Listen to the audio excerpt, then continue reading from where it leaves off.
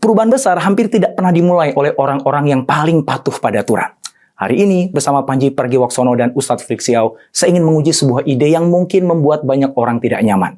Indonesia perlu trickster, yaitu mereka yang mampu membongkar kemunafikan dengan cara yang tidak biasa.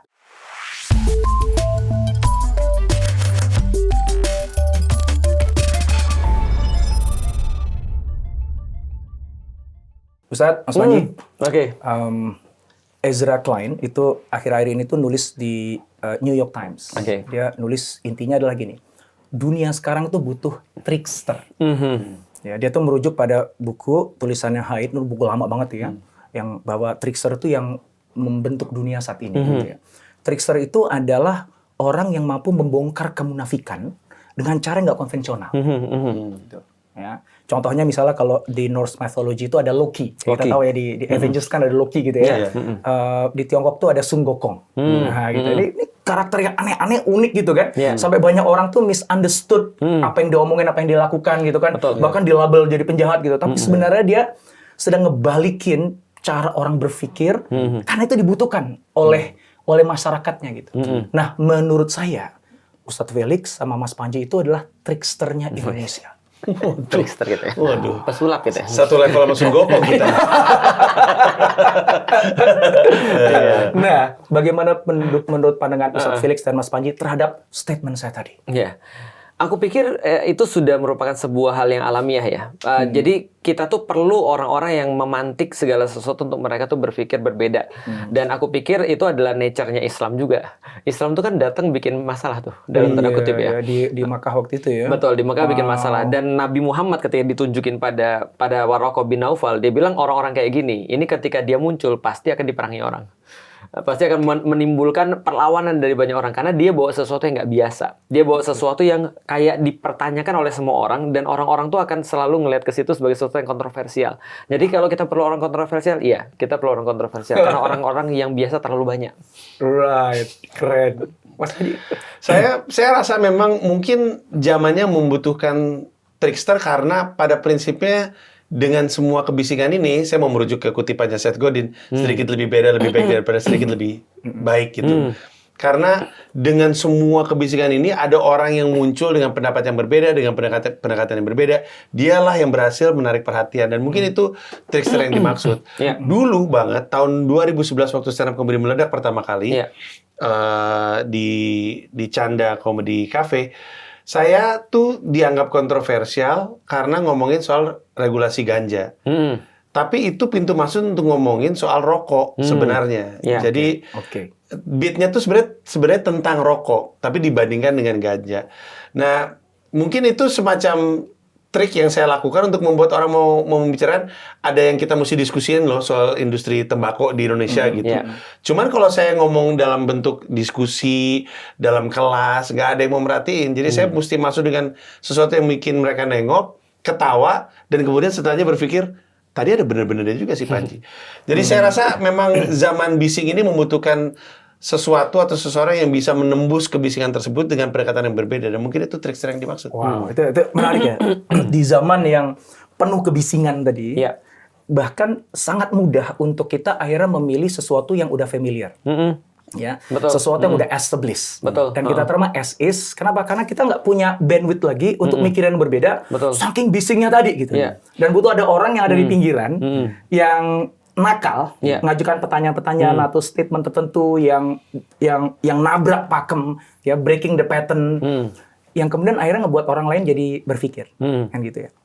Nah, aku punya banyak pertanyaan nih, tapi aku mau mulai dengan yang ini dulu. Kalau niatnya memang membuat perubahan, kan gitu, kan ada dua jalur lah, pada umumnya ya kita ambil ya. Jalur pertama adalah jalur dari dalam, ya. Jadi dia masuk ke dalam sistem. Cocok ini pertanyaan buat Mas Panji. Yang mana itu sah aja dan boleh, dan bisa jadi kita perlu orang-orang yang ada di dalam itu. Harapannya kemudian dia nggak belok di tengah jalan gitu ya, dia tetap istiqomah dengan perjuangannya dia gitu. Cuma dia harus tunduk pada aturan yang ada di dalam kan, gitu. Dia harus bisa menavigasi dengan semua politik yang ada di dalam. Dia nggak bebas gitu. Tapi dia megang, kalau ada momennya pas, posisinya pas, dia megang kebijakan, which is very very effective. Sebagian teman-teman kita berjuang di situ tuh. Sebagian lagi juangnya di pinggiran lah, saya sebut pinggiran. Karena kalau trickster ini harus di pinggiran. Dia nggak jauh banget, tapi nggak deket banget gitu ya, supaya nggak terlalu kesetrum, tapi nggak boleh jauh supaya suaranya kedengeran kan gitu kan.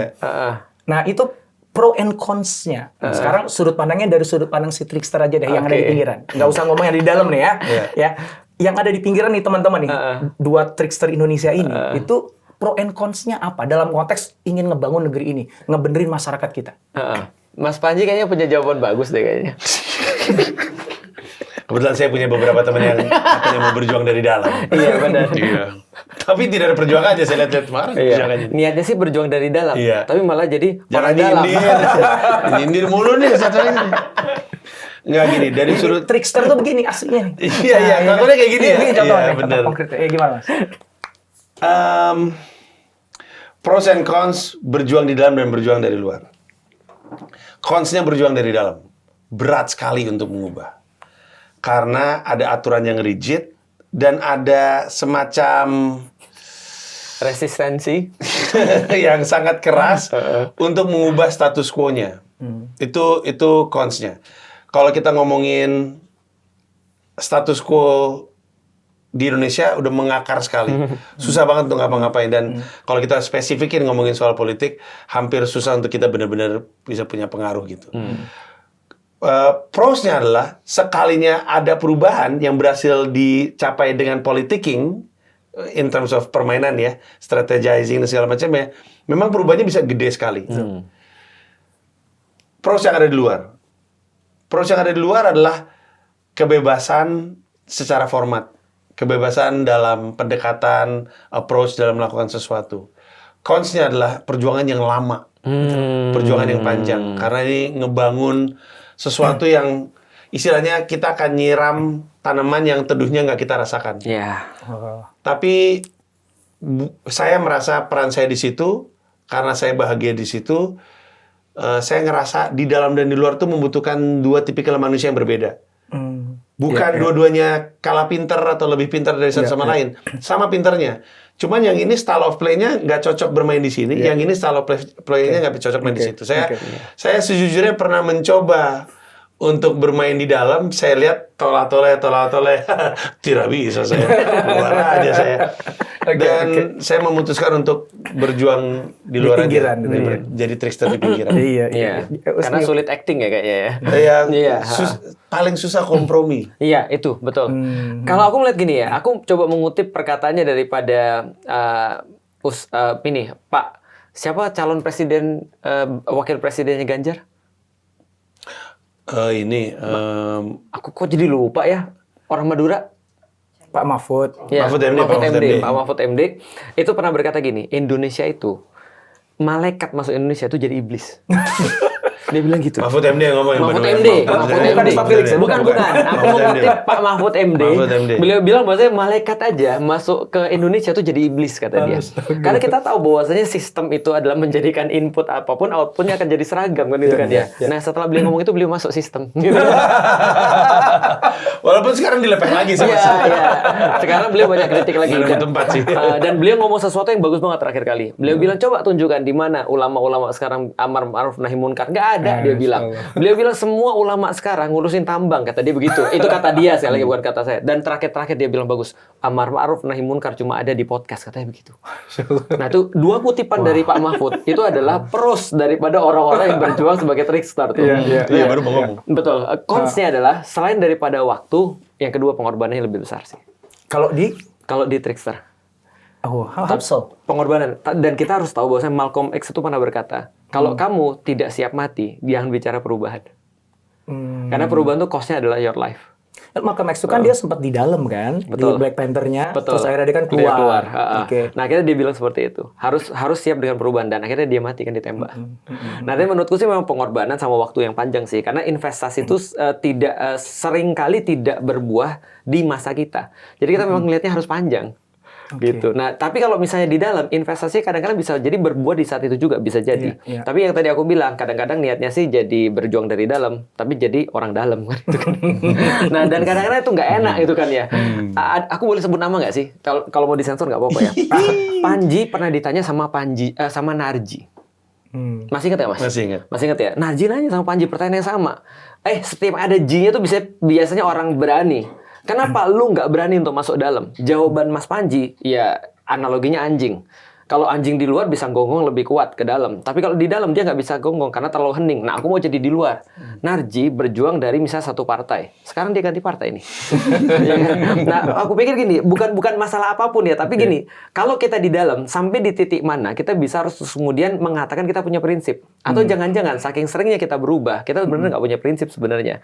Nah, jadi seperti orang-orang bilang, kalau kamu bisa mentoleransi segala sesuatu, sebenarnya kamu nggak punya prinsip sebenarnya.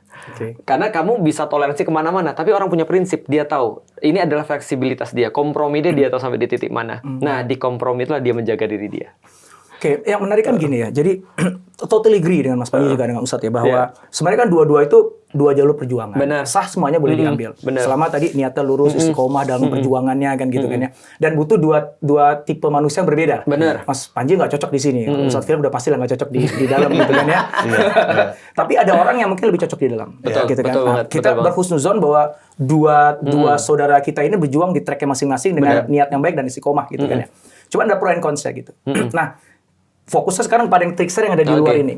Trickster itu kan berarti dia akan mengungkap sesuatu, melakukan sesuatu yang nggak mainstream, ya, baik dari perkataannya apapun yang dilakukan, yang bisa akhirnya dua nih, ngebuka pikiran orang atau justru malah jadi fitnah. Ya kan? Karena kan yang dilakukan bisa jadi kayak Ustadz Felix, bisa jadi fitnah gitu kan. Beberapa kali kan juga, iya makanya kan. Gitu. Mas Panji juga kan akhirnya tadi ya, ada surat cinta dari polisian dan lain sebagainya gitu. Nah, apa tips bagi teman-teman yang ada di pikiran dan pengen jadi trickster tadi, melalui pendekatan baik itu sebagai ustadz ya atau sebagai stand up comedian, sehingga efektif tetap bisa ngebuka pikiran orang, nanamin ideas, kan katanya nggak bisa dibunuh itu kan ide. Betul. Dan itu benar, nanam benih yang kita nggak bisa rasakan teduhnya, masya Allah, keren banget istilahnya tadi ya. Tapi kan ada cara supaya benihnya itu diberikan di tanah yang tepat sehingga tumbuh pohon yang teduh tadi itu kan. So apa tipsnya sehingga si trickster tadi tetap bisa melakukan fungsinya dengan baik, ngebongkar pemikiran dan semua status quo tadi without, jangan sampai dia seperti lilin kan gitu kan. Dia udah bercahaya tapi akhirnya mati gitu. Gimana? Sulit itu jawab pertanyaannya tuh. Karena contoh di kepalaku mati semua nih. Satu, Sokrates. Sokrates itu dia pernah ribut dengan demokrasi kan. Dan dia udah bilang dari awal, aku nggak suka demokrasi terlalu banyak cacatnya. Terus kemudian dia ngajarin sama muridnya Plato ya. Terus kemudian untuk bagaimana cara mana demokrasi, dan akhirnya dia dikriminalisasikan. Dan aku ingat aku baca di dalam buku Apologianya itu bahwa saya ketika dia lagi dalam kasus dikriminalisasi, dia sudah disuruh pergi tuh dari tempat itu. Kalau kamu pergi kamu selamat nih. Nah, ini cerita pertama. Kalau kamu pergi kamu selamat, tapi Sokrates memilih enggak. Oke, kumpulin semua orang, sidang aku di depan semua orang agar aku bisa ngajarin lebih banyak orang.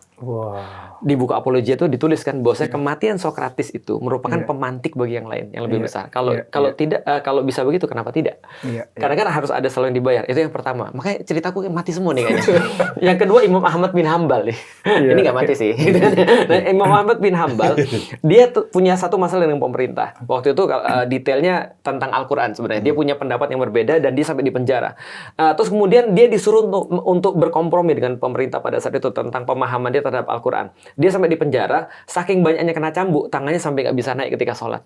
Jadi ketika sholat tangannya begini mas, karena engselnya putus. Nah, lepas. Nah ketika dia ada sipir penjara yang sayang banget sama dia dan peduli banget, Imam, kamu nggak ngomong aja, udah nggak apa-apa.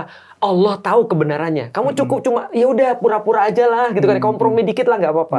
Imam Ahmad bin Hambal terkenal bilang gini, coba kamu lihat di luar jendela, apa yang kamu lihat? Terus kemudian sipir penjara ngomong begini, aku melihat semua orang-orang Baghdad berdiri di depan pintu mereka dengan catatan-catatan mereka untuk mencatat apa yang dilakukan respons Ahmad bin Hambal terhadap kejadian ini. Dia bilang gini, kalau gitu pantas nggak Ahmad selamat sementara yang lain sesat. Masya Allah. Berarti harga kita dibanding harga yang mau kita bayar atas perubahan itu. Nah kalau aku kalau memang aku harus misalnya mati ketika itu untuk sebagai sebuah bayaran atas sesuatu lebih besar aku dapat, kenapa tidak? Makanya idolaku di One Piece, bukan idola ya, karakter favoritku di One Piece itu mati semua tuh. Ace mati.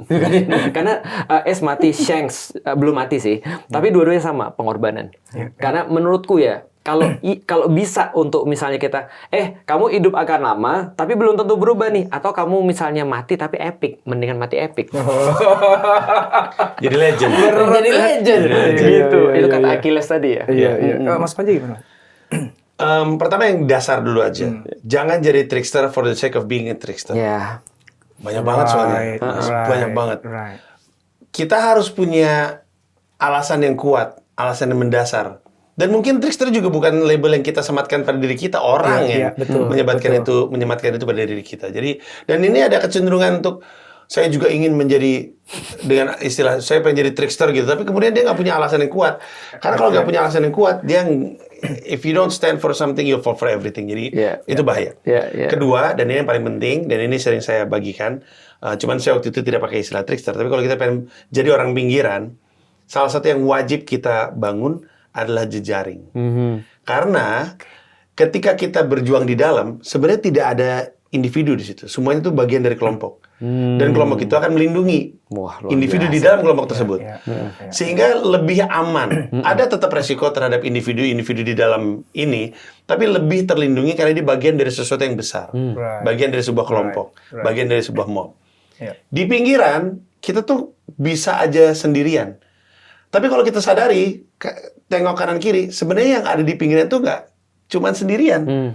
Semakin kita berjejaring dan berkenalan, kita memperkuat jejaring tersebut. Jangan sampai kita kalah organize dengan organized crime. Gila. Orang koruptor aja berjejaring ya? Iya, betul. Supaya aman korupsinya. Betul. Masa kita yang berjuang nggak berjejaring? Dari tadi gue dengerin Panji, udah satu hadis dan satu ayat tuh dia sebut tuh. Masa? Dari tadi lu ngomong. Masa sih? Iya, Berarti serius. Ustadz Panji dong. Emang soleh gue nih. Emang soleh, tanpa bisa azan, penistaan agama masuk ke Itu udah satu hadis dan satu ayat itu tadi. Masa iya sih? Iya benar.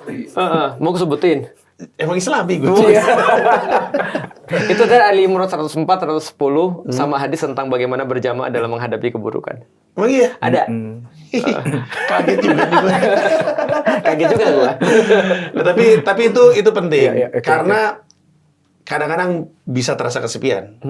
Dan kadang-kadang ya kita bisa dar-der-dor kadang kalau ngomong, bikin konten bisa jutaan.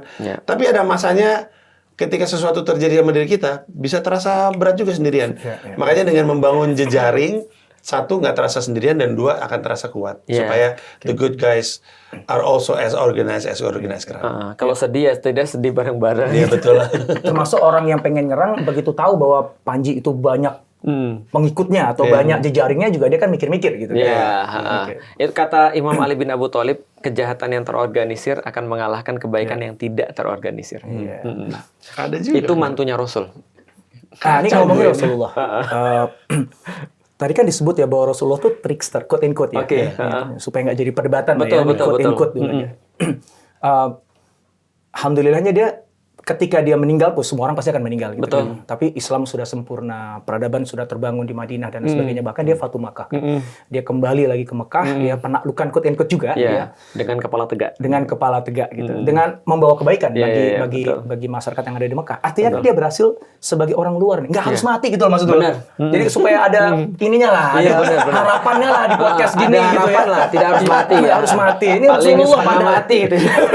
Tapi pendekatan ekstrim dulu. Emang senengnya appeal-nya di situ. Yang salah tuh kita yang nggak normal. Orang radikal berharap nggak radikal ngomongnya, itu salah gue gitu. Salah cerita kayaknya dari dulu ya.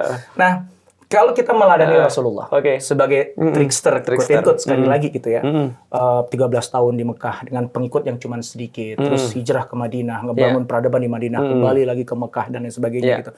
What can we learn? Apa yang kita bisa pelajari dari Rasulullah? Sehingga nanti ketika teman-teman yang memutuskan juga, gue jadi trickster juga gitu ya, dia nggak berakhir mati konyol gitu ya, tapi dia bisa kembali menaklukkan Ya, masyarakat yang tadinya membuang dia, bahkan ingin membunuh dia, Oke. bahkan akhirnya diselamatkan oleh dia. Nah, Ya. itu apa yang harus kita ikutin sebagai keteladanan kita pada Rasulullah? Trickster itu menurutku dimulai dari pertanyaan kayaknya. Jadi dia harus punya keresahan, dia harus punya pertanyaan, dan pertanyaan terus-menerus ditanya sampai ke hal yang paling dasar. Dari situ dia baru bisa dapat satu narasi yang mau dia kembangkan seperti apa. Dan kita harus tahu bahwasanya Rasulullah tidak lahir dari ruang kosong. Rasulullah itu lahir daripada banyak banget pertanyaan-pertanyaan yang ada pada peradaban yang waktu itu nggak ada jawabannya. Kalau nggak pajak terus kita pakai apa nih? Kalau perempuan ini terus kemudian sama kayak laki-laki, kenapa dia dibuang misalnya? Kenapa dia dijadiin di pasar budak dan seterusnya? Kenapa perempuan-perempuan bisa diwariskan? Atau kenapa yang terjadi adalah misalnya di pemerintahan itu ditentukan dengan nasab dan keturunan dan seterusnya? Nah itu nggak ada jawaban tuh pada saat itu. Dan setiap yang jawab hilang. Nah maka Rasulullah kan punya pertanyaan yang sama, maka saking banyak pertanyaan yang beliau punya dan beliau nggak punya jawaban, beliau seringkali terus kemudian menyendiri kan untuk cari jawaban di Gua Hiro. Ini apa nih jawabannya? Jadi kalau misalnya kita punya masalah, salah satu katanya psikolog adalah jauh dulu dari masalahnya. Biar kita bisa, kata orang gini, masalah tuh jangan ditumpuk, dijejerin. Gitu kan. Biar kelihatan mana masalahnya. Kalau ditumpuk kan pusing gitu kan. Nah, Rasul melihat dari luar, ini masalahnya apa dan segala macam. Sampai Allah nurunin terus kemudian Iqra itu. Ternyata paling pertama adalah literasi kan gitu. Nah, itu yang paling penting supaya kita terhindar daripada semua itu. Selain daripada jejaring tadi, lalu kemudian kita punya narasi. Lantas ya kalau misalnya tentang mati dan nggak mati ya tergantung kita MC atau tidak ya. Kalau MC kita punya plot armor. Nah, plot armor itu menjaga kita agar tidak mati itu. Kalau MC itu apa? Main karakter gitu kan. Wah, Anda terlalu tua ini. Iya, saya agak nggak nyambung nih. Iya, kayak Goku itu punya plot armor dia. Dia nggak akan mati. Nggak akan mati. Kalaupun mati dia bisa hidup lagi, Mas. Iya, itu betul, plot armor betul. MC. Jadi Ustadz itu ngajinya gimana sih? Kok malah keluar Goku? Iya, setengahnya anime kita. Nah, kalau Nabi Muhammad tuh punya plot armor dia. Sebelum ketemu Islam, ketemu Akira Toriyama. Iya, benar. Jadi punya plot armor dan punya cheat code dia. Jadi artinya tetap pasti akan selamat sampai tugasnya selesai. Nah, cuman kalau kita, menurutku sih, ini menarik nih. Ibuku ketika ngelihat aku lagi vokal-vokalnya, dia bilang gini, Lik, udah Lik, kamu itu jangan terlalu vokal. Mami tuh udah jantungan, tau nggak? Terus aku bilang, emang kenapa, Mi? Enggak, kamu tuh lo terlalu vokal. Terus dia bilang gini, Mami tuh udah nggak bisa lagi ngeliat semua nih. Terus aku bilang gini, ini mungkin agak kontroversi. Aku mah cuma meniru Yesus Kristus, Mi. Nah, kenapa? Yesus Kristus juga sama. Dia pernah bolak-balikin meja di Baitullah karena orang jualan di situ kan nggak bener tuh. Dibalikin mejanya. Setidaknya aku belum pernah balikin meja di Baitullah kan itu kan ya. Terus kemudian beda dia Tuhan. Oke, aku bilang aku terima. Terus bapakku tiba-tiba bilang gini, Lik, sebentar Lik, kamu tuh ngapain sih debat sama mamimu? Tapi kamu perlu tahu ya Lik ya, kamu itu bukan Ustadz Somad. Dan kamu itu bukan Habib Rizik, dia bilang. Kalau misalnya Habib Rizik itu di permasalahan orang, itu FPI bergerak. Kalau Ustadz Somad di permasalahan orang Melayu bergerak. Kalau kamu bermasalah, siapa yang bergerak? Orang Cina lari duluan. Aku bilang bener juga ya. Itu bapakku yang ngomong. Logikanya bagus sekali. Itu bapakku yang ngomong ya. Jadi bener juga kata dia. Aku siapa yang bela. Tapi akhirnya aku kasih jawaban mereka, jawaban yang serius sih. Aku bilang gini, hal yang paling aku takutkan dalam hidupku, tadi yang kata Mas Panji, kita coba punya alasan kuat. Hal yang paling aku takutkan dalam hidupku adalah anakku nanti ketika mereka udah gede, mereka baca seluruh jejak sejarah itu dan mereka nanya sama aku, Abi kan hidup di zaman itu ya. Abi kan tahu nih, ini harusnya yang terjadi nih, ini harusnya begini. Kenapa Abi diem aja? Masya Allah, mampus. Aku nggak bisa ngomong sih. Itu aku nggak punya muka di depan anakku. Aku lebih takut itu sih daripada yang lain-lain. Itu baru anak yang nanya ya, belum Allah yang nanya ya. Nah, kalau itu karena aku nggak bisa bayangin ya. Aku nggak sesoleh itu kayaknya. Tapi anakku aja udah cukup sih bagi aku sih nanya kayak gitu. Mas Panji ada perspektif, Mas? Nggak ada. Tiba-tiba terdiam ya. Enggak, soalnya tadi kan pertanyaan dasarnya adalah apa yang kita mau pelajari dari Rasulullah. Iya. Saya aja masih belajar sama Rasulullah. Saya diam aja lah. Ya, yang menariknya ngomongin Rasulullah gitu. Iya. Beliau kan diutusnya di satu area dan satu peradaban yang paling kacau gitu kan. Bener. Jahiliyah sejahil-jahilnya. Gitu. Bener. Nah, artinya kan di tengah masyarakat yang sangat jahiliyah. Bener. Trickster itu wajib harus ada. Bener. Gitu. Kalau enggak, lu akan kemakan pusaran yang ada di dalamnya gitu. Ya, karena escape kan gitu kan. Bener. Nah, Indonesia apakah sudah ada dalam posisi yang butuhkan Seneng trickster nih. seperti itu? Senang nih guys. Senang nih pertanyaan kayak gini nih. Masuk nih. Lemparan gua dapat nih ya. Iya. Oke, silakan. Kalau Umpan kata sudah Bahlil, dilempar. masuk nih barang. Iya, masuk nih barang. Bagus juga nih barang. kata Bagus Bahlil. juga nih barang. Iya. Ada Persia, ada Romawi. Dua-duanya lagi dalam ujung daripada peradaban. Kacau semua. Nah, Arab itu combo daripada Persia sama Romawi itu. Jalan-jalan jadi bejat. Iya, jadi kombonya tuh ada di Arab tuh sebenarnya. Nah, dan dalam setiap situasi yang paling sulit itu sudah wayahnya gitu ya. Menurut teorinya Ibnu Khaldun bahwasanya masa-masa yang buruk itu akan melahirkan generasi yang paling kuat. Nah, berarti di tengah-tengah turmoil itu akan datang orang-orang yang paling kuat. Aku nggak tahu sih, aku kuat atau tidak. Tapi aku merasa ini kayaknya masa-masa yang buruk. Tapi aku nggak tahu aku kuat atau tidak ya. Tapi yang jelas, setiap masa yang lebih buruk akan memunculkan satu orang-orang yang kuat. Dan orang-orang yang kuat pada gilirannya akan memunculkan masa yang mudah. Masa yang mudah akan melahirkan generasi-generasi yang lemah. Generasi yang lemah akan memunculkan masa-masa sulit dan seterusnya begitu. Itu kan teori pendulum kan. Nah, berarti kalau sekarang kita lihat ya masa-masa sulit nggak? Sulit sih menurutku sih. Karena coba bagaimana nggak sulit gitu kan ya. Dirjen Dukcapil ngasih tahu kita bahwa saya paling banyak daripada orang Indonesia itu cancer. Zodiaknya. Itu dipresentasikan. Zodiak. Dan dia bahas bahwasanya ada loh nama-nama di Indonesia, ada Naruto, Sasuke. Please, come on. Kita nggak expect nih sama sekali. Kenapa membahasnya ke sini Iya, gitu? patah banget. Kocak banget. Betul. Gue buat disertasi di S3 ya, ke BPS cari data, nggak ada datanya. Nah, tapi adanya justru cancer tadi ya. Nah, iya tadi Aquarius. Gue salah, judul disertasi gue salah. Nah, ternyata Aquarius itu paling dikit ternyata. Dan aku Aquarius, Mas. Iya. Dan aku berarti orang yang paling langka di Indonesia, Mas. Minoritas sekali. Minoritas sekali. Udah Cina, Aquarius gitu kan, yang Muslim gitu, radikal lagi.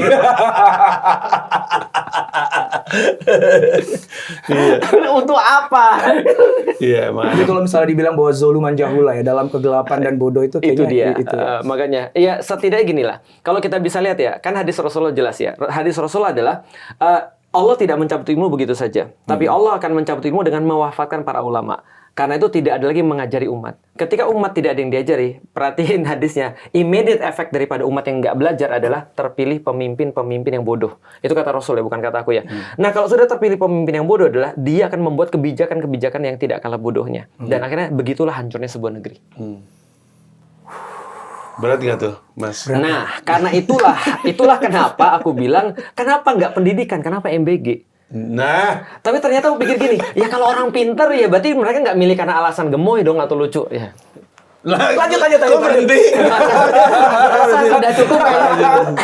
Tiba-tiba diketok, tok. Jadi menurutku literasi itu penting banget. Tapi masalahnya musuh literasi itu kezoliman masalahnya. Jadi kalau ada orang mau untuk melanjutkan kezoliman, dia harus hapus literasi itu. Iya, betul. Makanya ada bread and circus kan ketika zamannya Romawi. Nah, zamannya sekarang bread and circusnya itu juga sudah ada. Gitu kan ya. Nah, maka ada sirkus yang lain yang datang para trickster ini untuk ngasih tahu orang, ngajarin orang. Harusnya cara berpikir lu seperti ini. Panji ngomong, memilih pemimpin jangan sholatnya doang. Tapi kamu milih pemimpin tuh karena apanya? Loh kok dilaporin? Itu kan Islami banget. Ya, itu kan Islami banget. Lu milih pemimpin kayak gini deh. Masa lu pergi ke dokter karena dia sholat? Lu pergi ke dokter kan karena dia punya keahlian kan? Lu naik pesawat masa karena dia sholat? Tapi karena dia bisa mengendalikan pesawat kan? Gitu kan ya? Nah, itu yang diambil contoh kan? Terus. Saya lagi mengumpulkan barang bukti nih. Positif, tolong. Gue yang dilaporin. Klipper. Tolong dibantu. Tapi sekarang kan ya kita sedihnya kan gitu kan ya. Artinya tidak dilakukan semuanya karena skill, tapi dipilih karena sesuatu yang lain. Oke, ini untuk menetralisir pembahasan kita ini, gue belokin dikit ke perusahaan. Oke. Ya. Tapi ada sambungannya nih. Bisa sih kita. Soalnya begini, baik itu di sebuah negara ataupun di sebuah perusahaan, itu ada fase-fase stagnasi, gelap dan sebagainya. Dan bahkan di perusahaan pun butuh trickster. Jadi gue ngelihat seorang inovator yang ada nih, karena gue kan inovasi gitu ya. Jadi gue harus ngomong ke situ, mohon maaf ya. Jadi bagus tuh. Itu adalah trickster sebenarnya. Benar. Karena dia breaking pattern yang udah stagnan di suatu perusahaan, dia come up dengan ideas dan paling banyak dimusuhin namanya inovator itu di dalam perusahaan yang sudah established ya. Kayak nabi ya. Kayak gitu kan.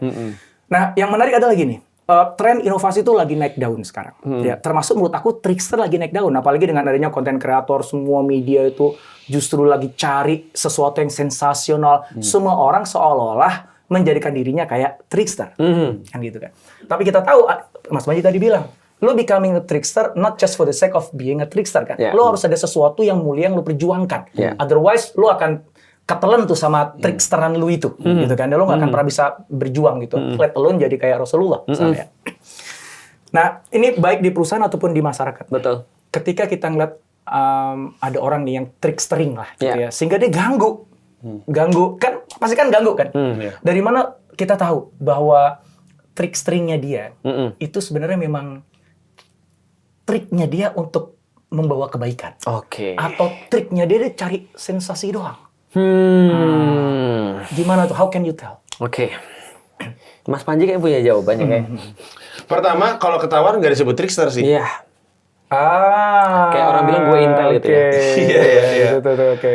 Iya, kayak salah satu charmnya trickster adalah nobody knows he's tricking. Ini bener nggak sih gitu? Iya.